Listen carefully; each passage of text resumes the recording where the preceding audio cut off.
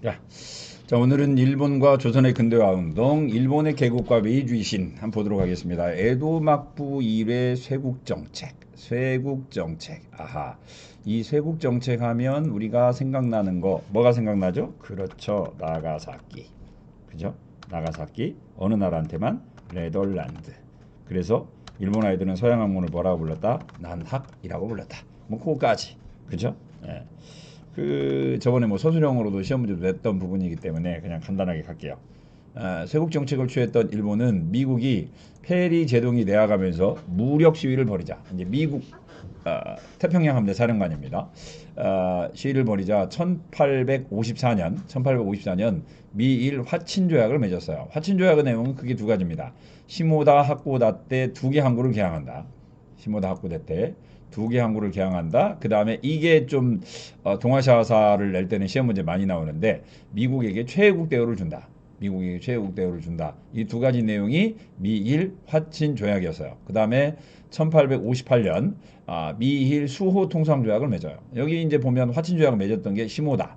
시모다는 에도 옆에 있으니까 그렇다 치고 하코다 때는 홋카이도인데 홋카이도를 미국 아이들이 요구했던 이유는 이때 미국 아이들이 왜 일본까지 왔냐면 포경선이에요. 포경선 고래잡이. 고래잡이를 위해서 왔고요. 그러다 보니까 이제 북태평양에 가깝잖아요. 홋카이도가. 그래서 하코다 때를 요구를 했었고요. 하코다 때를 요구를 했었다. 그 다음에 이제 58년에는 수호 통상 조약으로 조금 더 일본이 미국에게 보다 많은 부분을 열어줘요. 많은 부분을 열어줘요. 그래서 시모다 하코다 때 외에 여기 이제 보면은 뭐예요? 가나카와 나가사키, 니이가타, 효고. 그 다음에 여기 보니까 모든 상품은 별도 규정대로 관세를 낼 것. 이게 일본은 우리나라에 강화도 조약을 초기하면서 무관세를 우리나라에 강요를 했었는데요. 미국은 그래도 일본하고 조약을 체결할 때 양심이 있었네요. 관세를 부과한다라는 걸 미국은 약속을 해줬어요. 그런데 일본 요 나쁜 엑스들은 자기들은 미국과 이것도 물론 불평등 조약이라고 하긴 하지만 미국과 조약을 체결하면서 관세를 부과할 수 있도록 지그들은 약속받아 놓고 조선에는 무관세를 또 강요를 했던 역시 일본다운 그런 냄새가 좀 나죠.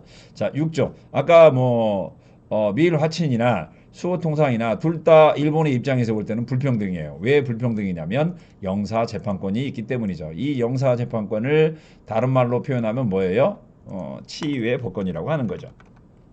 지외 법권. 우리 뭐 한국사 시간에도 많이 이야기를 했지만 뭐 일본과 미국 관계로 보면 미국인이 일본에 와서 죄를 지었는데 일본 법에 의해서 심판을 받는 게 아니라 미국 법에 의해서 심판을 받는 거죠. 미국 법에 의해서 이제 미국인이 일본에서 죄를 저질렀는데 일본 법이 아니라 미국 법. 그러니까 불평등 조약이 되는 거야. 아, 요 최애국 대우도 역시 일본의 입장에서 볼 때는 굉장히 불평등이죠. 즉 미국과 조약 체결에는 없었지만 나중에 영국이라든가 프랑스라든가 독일이라든가 러시아라든가 이런 나라하고 조약을 체결할 때 새롭게 추가되는 내용은 미국에게도 무조건 줄 것. 굉장히 불평등한 내용들인데 아무튼 뭐 화친 조약은 최애국 그 다음에 수호 통상 조약에는 치해법권, 영사재판권이 따로 있었다는 건 꼭 시험 문제 용어로는 꼭 머리에 넣어둘 수 있도록 하고요. 이때 이제 미국의 페리 제독이 일본에 와서 강제 이제 일본을 개항을 시키는데요. 이제 이때 일본 아이들은 미국 상선을 뭐라고 그러냐면 흑선이라고 불렀어요. 왜 그러냐면 이때 미국의 군함은 다 쇠로 만들었어요. 철선이다 보니까 시커멓게 보이죠, 멀리에서. 그래서 일본 아이들은 야 저기 시커먼 배 온다. 이게 시커먼 배를 일본어로 구로가네 구로가네 그래요. 또꼭 구로가네가 이 뭐 이제 이런 식으로 한 거죠. 그래서 이제 흑선이라고 불렀고요. 페리제독이 요코하마 여기 앞에 보면 요코하마 있죠. 요코하마 앞에서 함포를 뻥뻥 쏩니다. 그래서 얘를 보고 뭐라고 부르냐면 포함예교라고 부르죠. 요즘 우리나라는 포함이라는 단어는 잘 안 쓰는데 우리나라 개념으로 따지면 이제 군함이죠. 군함 외교죠. 함포를 가지고 뻥뻥 쏘면서 막부에게 요구를 한 거예요. 이렇게 살벌한 대포를 맞을래? 아니면 개항을 할래? 이때 일본 막군은 뭘 선택한 거예요? 개항을 선택했고요. 그 다음에 우리나라의 대원군은 대포를 빵빵 쏘면서 야 한 대 맞을래? 문 열을래? 우리는 맞더라도 안 열을 거야를 선택하는 거고요. 그러니까 일본과 우리나라의 차이점. 일본 막군은 안 맞고 문 열을래. 그 다음에 우리나라 대원군은 물론 이제 시기도 달라요. 일본은 1854년이고요. 우리나라는 1866년이죠. 1866년. 우리가 한 10년 정도 뒤에 이제 병인 양규가 일어났으니까 그때 대원군은 맞고 문열을 내 어쩔래 그러니까 우리는 맞고 안열을 내를 선택한 거죠. 일본과 우리나라의 가는 길이 좀 달랐던 거고 어떻게 보면 아싸리하게 볼 때는 대원군이 훨씬 더 있어 보이죠. 자, 여기 보면 조슈번하고 사츠마번이라고 하는 두 곳이 다른 색깔로 표시가 돼 있어요. 이건 이제 뭐 때문에 메이지 유신을 일으켰던 지역이기 때문에 이 두 지역은 표시를 다르게 하고 있죠. 밑에서 바로 볼게요. 자, 개국 이후 개항이라고 안 있고 국이라고 썼어요. 막부의 굴욕적인 대외 정책이 발발한 세력이 크게 성장하면서 반발한 대표적인 세력이 누구냐면 아까 이야기했던 두 세력이에요. 사츠마번하고 그 다음에 조슈번. 막부 체제는 심각한 도전에 직면하였다. 외국 상품이 수입됐고요. 특히 이제 뭐가 많이 들어오냐면 영국산 면직물이 많이 들어와요. 영국산 면직물. 영국산 면직물이 몽땅 들어왔고요. 당연히. 영국산 면직물이 몽땅 들어오고 그 다음에 생사가 그렇게 많이 유출이 돼요. 밖으로. 이게 생사는 비단실이에요. 비단실. 그런데 이제 재료로 비단실이 많이 유출이 되면서 생사 가격이 오르니까 다른 생필품 가격도 다 같이 오른 거예요. 이게 생사 어떻게 보면 누에고치 실이죠. 누에고치 실 면직물이 없게 되다 보니까 면직물 가격이 폭등을 해요. 그러니까 미국이라든가 나중에 온 영국이라든가 프랑스 애들이 일본산 그 생사 누에고치 실을 몽땅 사가요. 그러니까 누에고치 실 가격이 몽땅 오르니까 다른 쌀 가격이 뭐네 하는 것도 동시에 같이 오르게 된 거죠. 그래서 생필품 가격이 폭등을 하자, 하급무사들이 생활이 어려워져요. 우리나라 버전으로 따지면 하급무사는 하급 양반들이죠. 하급 양반들이 생활이 어려워지자 이들을 중심으로 한 외세 배격 운동이 일어났고 이걸 보고 양위 운동이라고 하는데 서양 세력 때문에 생필품 가격이 올랐으니까 서양 세력을 몰아내자라는 운동이 전개되고요. 그 다음에 한편으로 볼 때는 그러면 서양 세력이 왜 우리나라에 들어왔느냐? 서양 세력들이 우리나라에 들어온 이유는 천황폐하의 명을 받지 않고 누가 문을 열었기 때문이다. 막부의 문을. 즉 한편으로 보면 이제 에도 막부가 개항을 하는 과정에서 일본 천황의 우리나라 버전 말이에요. 윤허를 받지 않아요. 왕의 허가를 받지 않고 일단 먼저 개항을 하죠. 이게 나중에 보면 하급무사들에게 엄청난 빌미를 제공한 거죠. 막부가 왕의 천황의 허가를 받지 않고 마음대로 문호를 개방을 했고 그래서 서양 세력들이 몽땅 들어왔고 그래서 우리가 이렇게 개구생이다. 따라서 개구생의 원인은 누가 제공했다? 막부가 제공했다. 그러면서 그럼 막부를 타도하고 그럼 누구를 옹립하자? 천황을 옹립하자. 뭐가 되는 거예요? 존왕양이 운동이 전개가 되는 거죠.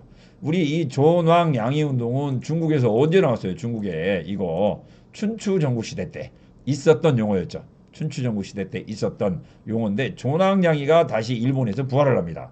그리고 이 존왕양이 운동을 하자라고 가장 심하게 외친 친구가 누구냐면 여기 있는 사츠마본하고 조시본이에요. 그러면 사츠마하고 조시본 이 친구들이 왜 이렇게 더 큰 소리를 쳤느냐? 에도 막부 시대 때 다이묘들은 지방에 있었던 영주들이에요. 영주들은 세 가지 영주가 있었어요. 하나는 심판 다이묘, 하나는 후다이 다이묘, 하나는 노자마 다이묘. 심판 다이묘는 세키가라 전투라고 있어요. 세키가라 전투에서 도쿠가와 이에스하고 노요토미 히데요시 가문이 싸웠는데 이때 도쿠가와 이에스 편 원래부터 도쿠가와 이에스에 휘하 있었던 영주들은 심판 다이묘예요. 그러니까 에도마쿠 시대 때 모든 권력은 이 심판 다이묘들이 장악을 했고요. 후다이 다이묘는 중간이에요. 중간. 물론 얘들도 당연히 이제 도쿠가와 이에스 편을 들었죠. 도쿠가와 이에야스 편을 들었던 후다이 다이묘. 그렇지만 얘들은 중간이에요. 얘들은 아까 에도 주위에는 심판 다이묘. 그 다음에 후다이 다이묘는 중간 정도에 있었어요. 중간 정도에 있었고 노자마 다이묘. 얘들은 누구냐면 얘들은 원래는 도요토미 히데요시 편이었는데 중간에 배신한 애들. 물론 끝까지 도요토미 히데요시 편이었던 애들은 다 죽었죠. 다 죽었고 노자마 다이묘는 중간에 배신 때렸던 친구들이에요. 배신 때렸던 친구들인데 이 친구들이 이제 노자마 다이묘인데 나중에 이제 에도막부가 수립된 다음에 도쿠가와 이에야스가 이놈들은 한 번 배신한 사람은 영원한 또 배신한다. 이런 말이 동양에는 있잖아요. 그래서 이 노자마 다이묘는 이 녀석은 세키가라 전투에서 우리 편이긴 했지만 이놈들은 믿을 수가 없어. 그래서 영주 땅을 주긴 주는데 에도막부에서 자꾸 먼 지역을 주죠. 그래서 일본 혼슈의 최고 먼 지역 조슈, 그 다음에 규슈의 최고 먼 지역 뭐예요? 사츠마. 요 두 지역을 차지하고 있던 친구들. 그러니까 에도막부 시대 때 얘들은 다이묘이긴 했는데 에도막부에 불만이 최고 많았던 애들이죠. 그러다 보니까 애들이 존왕양이 운동에 가장 앞장섰던 애들이에요. 그래서 애들은 존왕양이를 내세웠고요. 실제로 얘들은 말로만 존왕양이를 내세운 게 아니라 실제로 존왕양이를 해요. 여기서 존왕양이의 핵심은 아까 이야기한 대로 막부를 몰아내자. 그 다음에 또 하나 뭐라고요? 서양 세력을 몰아내자. 그래서 이 조시본 얘들 간뜨기가 부은 애들이에요. 얘들은 서양 8개국하고 한판 붙어요. 8개국과 전쟁을 해요. 그래서 어떻게 됐을까요? 이 시모네 새끼 여기 있는 게 요 시모네 새끼인데 요 시모네 새끼에서 8개 연합국하고 한 번 맞짱 떠가지고 죄송해요. 전문 용어를 써야 되는데 요즘 우리 친구들이 하는 말로 하면 개 털려요. 그러면서 애들이 깨달았죠. 서양 애들하고 싸우면 안 되겠구나. 사치마번 얘들도 주시본 이야기를 듣고 그래? 그럼 우리도 참을 수 없지 해가지고 얘들도 역시 영국하고 한판 떠요. 영국하고 이게 얘는 사치마번은 진짜 노린자하고만 한판 뜬 거죠. 노린자하고만 한판 떠가지고 얘들은 어떻게 돼요? 역시 얘들도 완전히 후달려요. 후달려요. 그러면서 사치마하고 조시본 둘이 깨달은 게 있죠. 양이는 타도의 대상이 아니구나.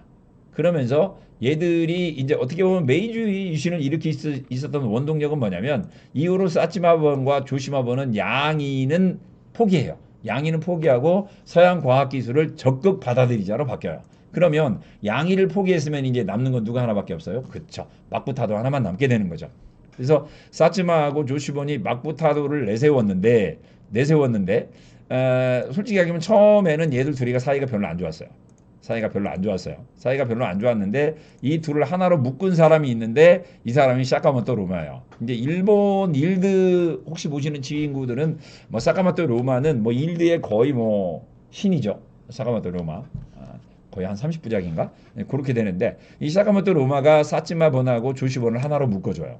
이제 저희가 이제 일본 역사에서는 그걸 보고 사쪼 동맹이라고 표현을 합니다. 사쪼 동맹.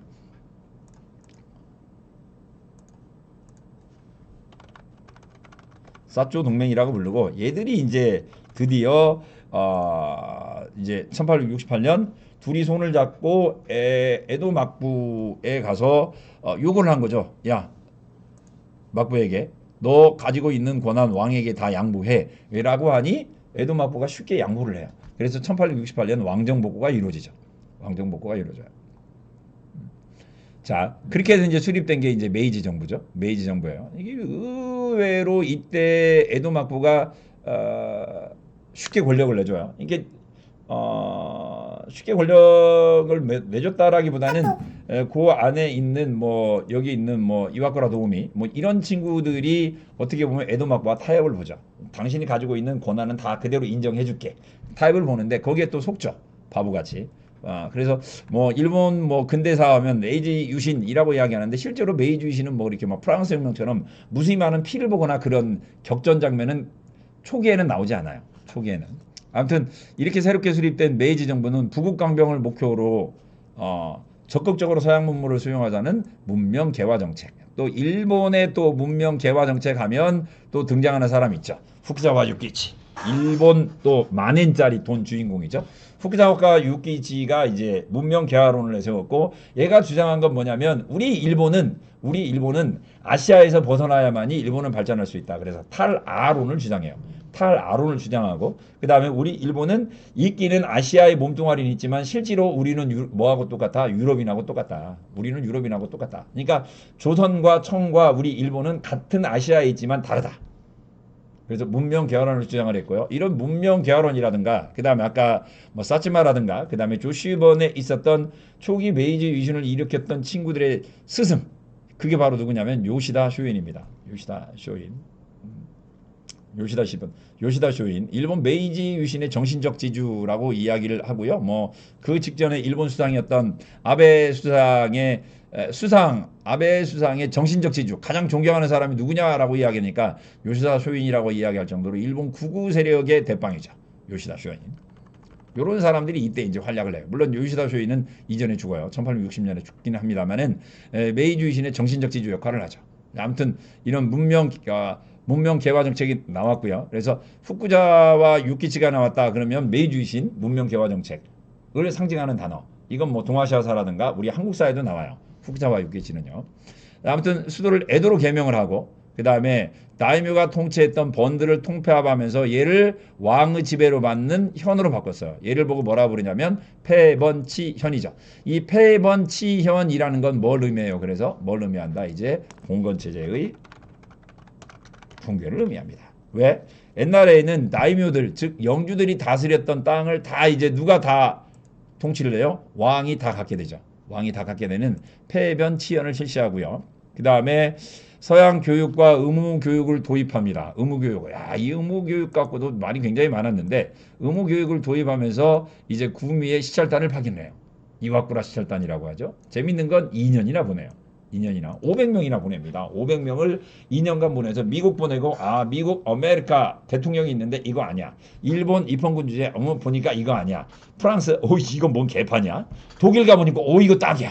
딱이야. 그래서 일본 아이들이 이와쿠라 사절단이 가서 최종 결론을 내린 건 우리는 도이치 스플라헬. 우리의 모델은 어느 나라 모델이다. 독일 모델이다. 비스마르크. 와, 짱이야. 비스마르크 짱이야. 그래서 일본 아이들이 이때부터 이제 독일의 철학이라든가 정치 이걸 이제 학문을 본격 연구를 하고요. 그래서 이후에 이제 일본에 들어오는 서양 학문의 출구는 네덜란드에서 어디로 바뀌어요? 이제 독일로 바뀌게 되죠. 독일로 바뀌었고요. 그 다음에 이 메이지 유신의 가장 큰 특징 가운데 하나는 폐변치연도 폐변치연이지만 뭘 없어요? 신분제도를 없어요. 이제 신분제도를 없앴다는 건 뭘 없앴다는 거예요? 즉 무사계급을 폐지를 해요. 무사계급. 뭐 우리나라는 뭐 갑오개혁 때 뭐 양반제도의 폐지 뭐 이런 단어로 안 나오잖아요. 우리나라의 신분제 폐지는 뭘로 나타나죠? 뭘로 나타나요? 그렇죠. 노비제도의 폐지로 나타나는데 일본은 노비제도는 안 없어요. 노비제도를 없앤 방식의 신분제가 아니라 무사계급을 없애는 걸로 신분제도가 폐지돼요. 그럼 우리나라는 양반제도가 폐지가 됐을까요? 우리나라 양반제도 폐지 안 되죠. 근데 우리나라 평등하잖아요. 이게 우리나라는 어떻게 평등하게 된 거예요? 모든 사람이 다 양반이 되면서 평등하게 된 나라와 무사계급을 없애면서 신분제도를 없앤 나라와의 차이가 좀 있죠. 물론 일본은 무사계급이 없어졌다고 하지만 최고 귀족계급은 살아남아요. 화적으로. 그 다음에 최고 밑에 신분계급. 우리나라로 따지면 백정이죠. 뭐 일본어로 하면은 가면서 생각이 안 나는데 애조? 애조는 거식이고 일본은 거석이는 살아남아요. 백정계급은 끝까지 살아남아요. 그러니까 최고 귀족계급과 백정계급은 없애면서 일본의 신분제도는 없어지고요. 우리나라는 천민이 없어지면서 신분제도가 없어져요. 다만 우리나라는 천민이 없어지면서 모든 사람이 다 뭐가 돼요? 모든 사람이 다 양반이 돼버리죠. 이게 우리나라 사람들이 기가 센 이유가 다 뭐기 때문에 양반은 후손이기 때문에 우리나라는 기가 세요. 그죠? 그리고 여러분들이 이렇게 뭐 나는 공부하기 싫은데 그럼에도 불구하고 공부를 죽었다 깨어나도 해야 되는 이유 뭐기 때문에 그래요? 모두 다 양반의 후손이기 때문에 그래요. 자, 아무튼 봉건제를 폐지하고 징병제를 실시해요. 이제 왜 메이지 유신을 자세히 이야기하자면 우리나라 근대화 이야기할 때 우리나라 근대화 롤 모델이 바로 뭐였기 때문에 메이지 유신이었기 때문에 그런 거죠. 자, 그 다음에 토지세를 근대적으로 바꿔요. 이건 우리 한국사에 나오는 뭐하고 똑같냐면 지조법하고 똑같은 이야기예요. 그 이전에 토지세금은 수확량 기준이었어요. 수확량. 토지세금의 기준이 수확량 기준이었는데 이때 바꿔요. 뭐예요? 토지 가격 기준으로 바꾸죠. 토지 가격 기준으로 이제 뭘 바꾼다? 세금 제도를 바꿔요. 지조법. 이거 값신정 면에서 우리나라도 바꾸려고 했던 거예요. 자, 이처럼 메이지 유신은 강력한 중앙 집권의 기틀을 가진 한편 철도부설. 철도부설. 뭐 일본은 뭐 지금도 뭐 철도의 나라죠. 그 다음에 은행 설립, 상공업진흥 등 식산흥업에 노력한 결과 일본의 19세기 말부터 이제 자본주의 체제로 완전히 들어가게 되었다라고 이야기를 하고 있고요. 아까 이제 일본 메이지 유신의 두 축이 누구라고 그랬죠? 조시본하고 사치마본. 근데 좀 재밌는 것 중에 하나가 아까 조슈번하고 사치마번은 노자마 다이묘라고 불렀잖아요. 노자마 다이묘라고 이야기를 했는데 얘들이 임진왜란 때는 도요토미 히데요시 편에 붙었던 놈들이에요. 그러니까 이상한 결론이 나와있죠. 메이지 유신을 통해서 권력을 잡았던 놈들은요. 임진왜란에 찬성했던 놈들이에요. 오케이? 이게 일본왜란에 찬성했던 친구들이 에도마쿠 때는 가만히 죽어있다가 메이지 유신을 통해서 부활한 거죠.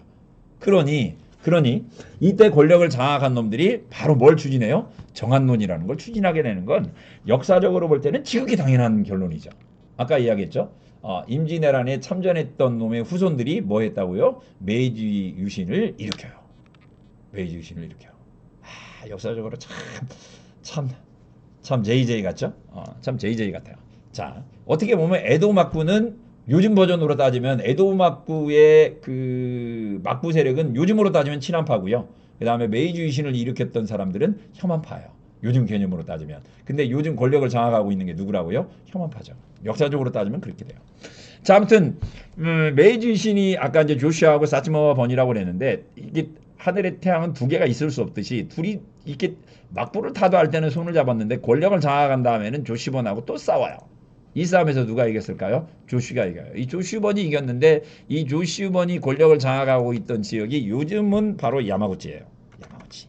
요즘은 그래서 메이지 유신 이후에 일본 권력은 이 야마구치 세력들이 한 번도 놓아본 적이 없어요. 모든 수상은 다 어디에서 나와요? 야마구치에서 나와요. 야마구치에서. 예를 들면 나 에도 출신인데 그러면 야마구치 집안의 양자로 들어가서 수상이 돼야 돼요. 양자로 돼가지고 일본이라는 나라가 좀 그런 나라예요.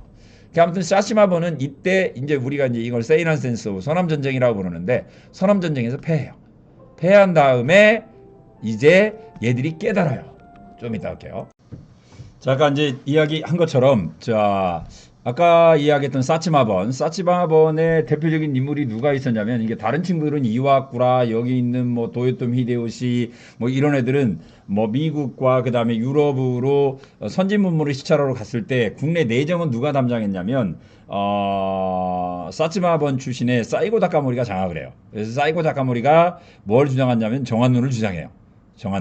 정한론을 주장했는데 그러다가 이제 어때요? 이제 돌아온 이와쿠라 사절단하고 한판 붙죠.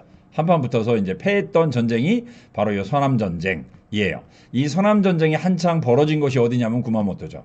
이제 선생님도 구마모토에 갔는데 구마모토에 가면 그 앞에 동상이 하나 있는데 누구 동상이 있냐면 가토 기요마사 동상이 있어요. 여기 보면 고니시 유키나가, 가토 기요마사, 구로다 나카마사 이렇게 셋이 있는데 셋 다 얘들 본건 영주죠. 일본 다이묘인데 이들 다이묘들의 근거지가 어디냐면 다 규슈 지방이에요. 규슈 지방. 오리지널 규슈 지방의 근거지를 가지고 있던 친구는 고니시 유키나가인데 고니시 유키나가는 끝까지 도요토미 히데요시에 대한 충성을 지키자. 그래서 아까 세키가라 전투에서 아웃돼요. 그 다음에 가토 기요마사하고 구로다 나카마사는 도요토미하고 그 다음에 도쿠가와가 싸울 때 다 배신해요. 배신해서 어디에 변에 붙냐면 도쿠가 변에 붙죠. 도쿠가 변에 붙어요. 이제 그 중에 이제 가장 대표적인 놈이 요 구로다 나가마사.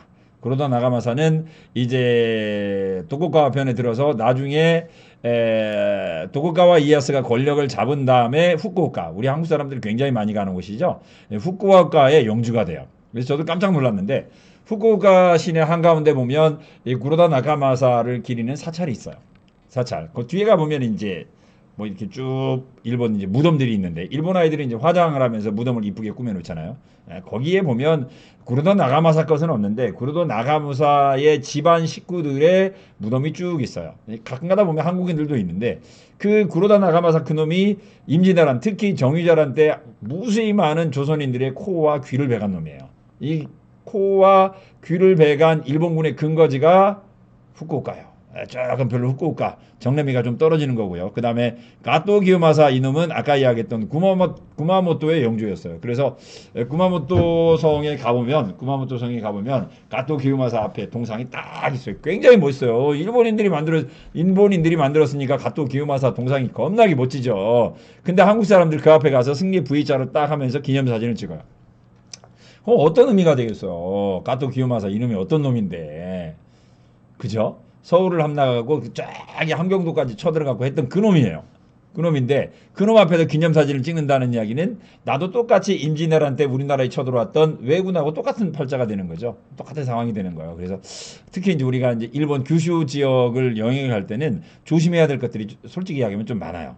조금 많아요. 아무튼 그놈들이에요. 그놈들이 그놈들인데 이제 아까 이야기한 대로 불행스럽게 에도 막부 메이지 유신 이후에 임진왜란 때 우리나라에 침공했던 그 외장들의 후손이 현재 일본의 권력을 장악하고 있다는 거.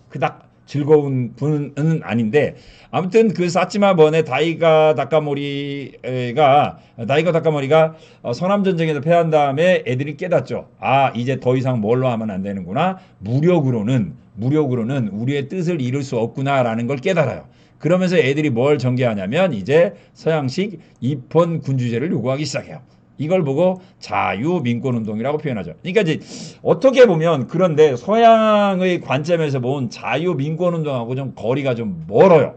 즉 이제 무력이 아닌 이제 어때요? 근대적인 의미의 정치운동으로 권력을 장악하겠다. 뭐 그런 의미예요. 그런 의미. 이제 순수 미국의 뭐랄까요? 뭐 독립선언이라든가 그다음에 프랑스 혁명의 인권선언 이런 거하고 좀 거리가 멀어요.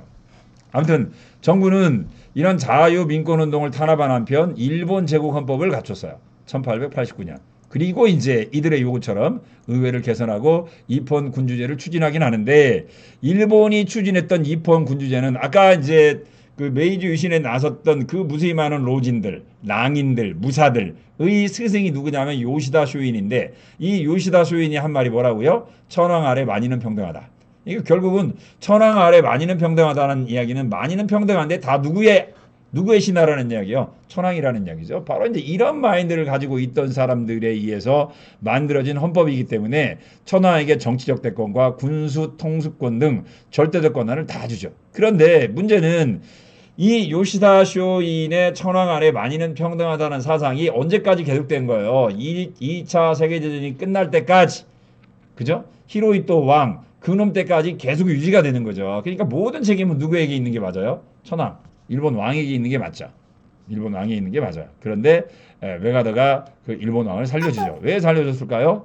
네, 일본 통치를 편하게 하기 위해서였죠. 일본 통치를 편하게 하기 위해서 어떻게 보면 일본인들의 반발을 줄이고 쉽게 일본이라는 나라를 지배하기 위해서 천황을 인정을 해버리죠.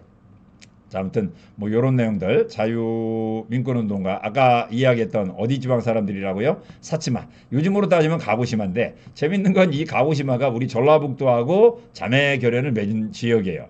알아요. 알면서 했어요. 이 가고시마가 정유절한 때 우리나라를 쳐들어왔던 왜근의 근거지라는 걸 알아요. 알면서 우리가 조약을 체결했는데 왜 그런가 하면 가고시마에 가면 일본에서 가장 유명한 흑요가 있어요. 그러니까 검은 도자기죠. 검은 도자기를 만드는 그 장인이 누구냐면 심수관이라는 사람인데 요 심수관이 전라북도 남원에서 일본으로 끌려가요. 전라북도 남원에서. 그래서 전라북도 남원에서 끌려간 심수관의 15대 도공이 오늘날도 가고시마에서 흑요를 굽고 있어요. 그래서 남원에서 끌려갔다 해가지고 전라북도하고 그다음에 가고시마가 자매결연을 맺었죠. 조금 굉장히 아픈 역사가 있어요. 아픈 역사가. 그다음에 1889년 일본 제국의 헌법. 자, 이렇게 되고요. 뭐 아까 이야기한 대로 뭐 왕이 모든 걸 다 가진다. 뭐 전쟁도 왕 맘대로 한다. 그죠? 통수권도 왕이 갖는다. 뭐 그런 식으로 돼 있어요. 자, 일본의 대외 팽창 한번 보도록 할게요. 메이지 정부는 신토를 사실상 국교로 삼아 이제 불교도 이제 어때요? 금지시켜라. 천황에 대한 충성과 배타적 민족주의를 강요하면서 동아시아 침략에 나섰다. 이는 근대화 정책이 낳은 모순과 불만을 해소하고 자본주의 발전을 위한 해외 시장 확보가 목적이었다. 아까 뭐예요? 사이고 다카모리 거 정한론 이야기했었고요. 그런데 이제 정한론은 아까 이야기한 대로 조슈 지역에 있었던 특히 이제 이토 히로부미가 끝까지 반대합니다. 아직은 우리는 때가 아니다. 아직은 우리는 조선, 여기서 이제 조선을 정복하는 건 일도 아니지만 조선 뒤에는 누가 있다? 청나라가 있다. 아직은 우리가 조선이야 깜도 안 되지만 뭘 어디와 이길 준비, 청나라와 싸워서 이길 준비는 아직 안 되어 있다. 따라서 기다려라. 라고 말리고 사이고 다카모리가 이제 그래서 이제 어때요? 반란을 일으켰고 자살을 해버리죠. 아까 이야기한 대로 서남전쟁이에요. 서남전쟁. 쭈르르르. 자, 그 다음에 이후에 일본은 운유 사건을 일으켜 조선과 불평등 조약을 체결했고, 불평등 조약 뭐예요? 강화도 조약이죠. 타이완을 침공했다. 근데 일본의 타이완 침공이 이루어진 건 이게 몇 년이냐면 1871년이에요. 1871년 오키나와 여기 있던 오키나와 어디에요? 류쿠죠. 류쿠에 있던 일본 어부가 류쿠에 갔던 일본인 어부가 중국인 어부에게 살인이 돼요. 살해가 돼요. 그런데 이때 류쿠는 중국에게도 조공을 바치고 일본에게도 조공을 바쳐요. 우리가 이걸 보고 양속관계라고 하는데 양속관계라고 해요. 그러니까 육군은 누구 중국의 지배를 받은 동시에 일본의 지배를 동시에 받아요. 그러다 보니 오키나와의 어부가 만약에 오키나와가 중국의 지배를 받는다라고 한다면 오키나와 어부의 죽음을 가지고 일본이 항의를 할 수가 없겠죠. 그런데 일본 입장에서 볼 때는 오키나와는 자기 거라 어디 거 특히 이제 사츠마번이라고 주장을 하면서 타이완을 공격을 하죠. 타이완을 공격을 해요. 그런데 이때 청나라가 일본이 타이완을 공격했을 때 청나라가 일본 어부 사망을 사과를 해요. 그러니까 일본 어부 사망을 청나라가 사과했다는 이야기는 다른 말로 표현하면 이제 오키나와는 중국 것이 아니라 누구 거다? 일본 거라는 것이 되죠. 오케이? 왜? 이제 74년 타이완을 공격했을 때 그런 일이 벌어진 거죠. 그러면서 이제 조용히 오키나와는 즉 육군은 어디 것이 돼버려? 일본 것이 됐고 이걸 1879년 일본이 육군을 오키나와 현으로 만들면서 오키나와는 일본 것이 돼요. 그러니까 오키나와가 공식적으로 일본 것이 된 것은 1879년이에요. 진짜 얼마 안 됐죠. 그 다음에 쌤 여기 썼는데 1875년에 러시아하고 일본하고 조약을 체결해요. 조약을 체결하면서 러시아는 이제 일본 아이들은 여기를 이제 가라우토라고 하는데 러시아는 당연히 여기를 사할린이라고 부르죠. 이 사할린을 이때 러시아가 가져요. 이때 사할린을 이때 러시아가 가져가고요. 그 대가로 일본은 여기가 어디냐면 여기가 치시마예요. 쿠릴 열도. 이제 쿠릴은 러시아하고요. 치시마는 일본인데 이 지역을 일본이 가져요. 그러면서 국경을 이렇게 만들어요. 이렇게 만들면서 1875년 비로소 홋카이도죠. 홋카이도가 완전히 어디 땅이 돼요? 일본 땅이 돼요. 그러니까 홋카이도가 국제적으로 완전히 일본 땅이 된 것은 1875년밖에 안 돼요. 진짜 일본이라는 나라. 근데 일본 개념이 만들어진 게 얼마 안 돼요. 또 재밌는 건 뭐냐면 1876년 오가사와라라고 이 아래쪽에 있어요. 오가사와라고 여기 아래 태평양 한가운데 있는 섬인데 일본이 물어봐요. 미국에게 이 땅 네그 땅이야? 아니야? 영국에게 물어봐요. 이 땅 너희 땅이야? 아니야? 그럼 이거 내 거. 마치 뭐하고 똑같아요? 독도 이야기하고 똑같은 거예요. 독도를 우리나라에게 물어보지 않고 너무 나라에게 물어본 거죠. 독도 너희 거야? 아니야?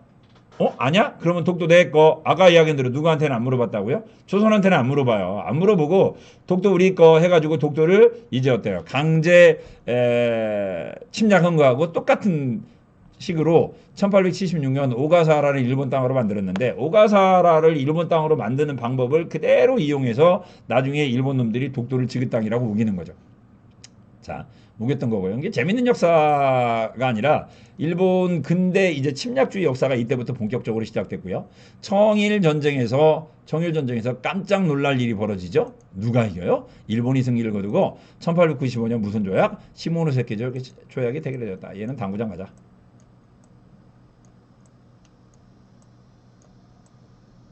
시모노세키 조약이 체결되고 이 조약의 대가로 청나라는 일본에게 라오뚱반도와 타이완을 주죠. 그러니까 1895년부터 타이완은 뭐가 돼요? 일본의 식민지가 돼요. 그러니까 우리나라보다 식민지가 된 지가 15년 정도 더 됐죠. 그래서 타이완은 우리보다 어떤 성향? 친일 성향이 굉장히 강하다라고 많이 이야기를 했고 실제로 타이완 사람들은 일본군을 해방자라고 받아들였어요.